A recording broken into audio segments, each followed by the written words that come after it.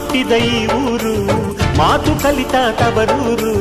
ಜೀವ ನೀಡು ಅಂದರು ನೀಡುವೆನಾ,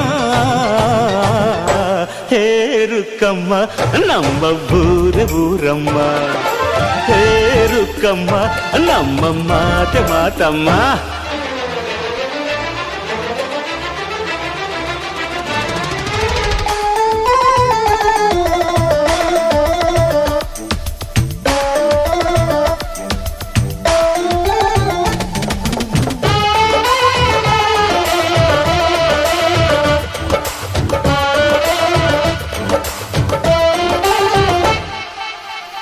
ಇಲ್ಲಿರೋ ಸೌಭಾಗ್ಯ ಎಲ್ಲೂ ಇಲ್ಲ, ಈಶ್ವರಿ ತಾಯಿ ಇರೋ ಊರೇ ಇರು.